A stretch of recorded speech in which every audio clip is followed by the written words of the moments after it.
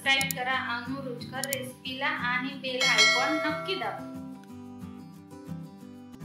आज आपण बनवणार आहोत मस्तपैकी अशी चटपटीत कैरीची भाजी किंवा लोणची। ह्या अशा मी 2 कैऱ्या घेतलेल्या आहे, स्वच्छ धुवून आणि सोलून घेतलेल्या आहे आणि त्याच्या बारीक काप करून घेतलेले आहे। हे बघा अशी त्याचे मी काप करून घेतलेले आहे। चला तर मग सुरू करूया। सर्वप्रथम आपण गॅसवर एक कढई घेतली आहे। कढईमध्ये मी 3 पळ्या तेल टाकून घेते।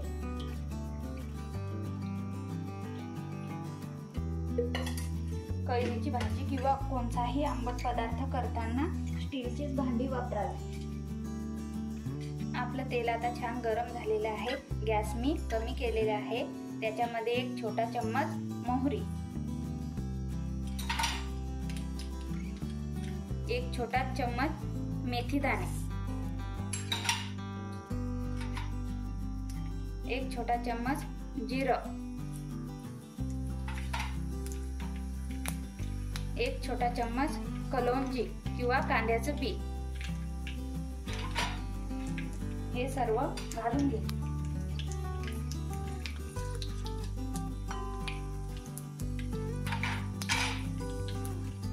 याच्यामध्येच 2 चम्मच शोप, तुम्हाला जर शोप आवडत नसेल तर घातली नाही तरी चालते, पण शोपनं या भाजीला छान अशी चव येते।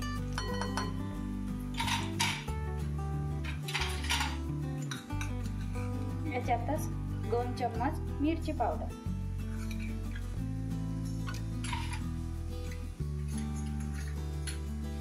1 चम्मच हळद पावडर, 1 चम्मच धना पावडर,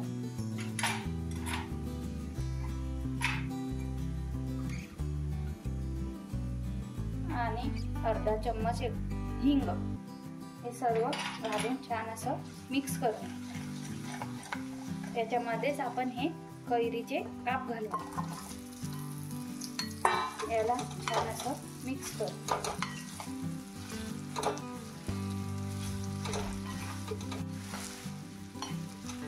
मी या कैरीचे साल काढून घेतलेले आहे, पण सालासुगट पण भाजी केली तर खूप चांगली आणि छान लागते।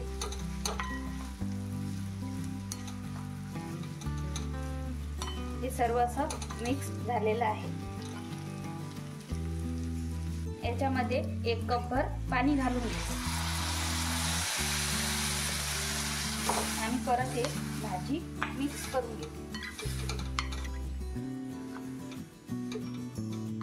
झाकण ठेवून एक उकळी आणून घेते आणि झाकण काढून घेते। आपल्या भाजीला छान अशी उकळी आलेली आहे। त्याच्यामध्ये मी 1 वाटी गूळ टाकून घेते। गूळ टाकल्याने आपल्या कैरीच्या भाजीला छान अशी आंबट गोड चव येते। थोडंसं मीठ घालून घेते। मीठ कमीच घालायचं, कारण याच्यामध्ये मला काळं मीठ आणि चाट मसाला घालायचा आहे, म्हणून मी मीठ कमीच घातलेलं आहे। आता हे झाकून छान असं शिजवून घेते। हे बघा मी या भाजीवरचं झाकण काढून घेते आहे। आपली भाजी छान अशी शिजलेली आहे। भाजीला सुगंध पण खूप छान असा सुटलेला आहे।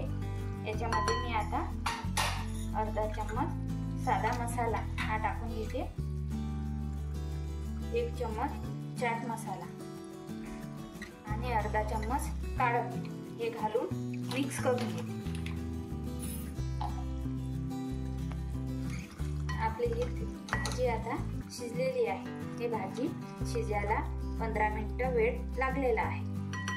आता मी ही भाजी एका बाउलमध्ये काढून दाखवते। ही भाजी मी याच्यात काढून घेते। आमच्याकडे ही भाजी पंगतमध्ये सुद्धा करतात आणि ही भाजी 3-4 दिवस सहज टिकते आणि खायला पण खूप अशी टेस्टी अशी भाजी असते। ही आपण चपाती, पोळी, भाकर याच्यासोबत खाऊ शकतो।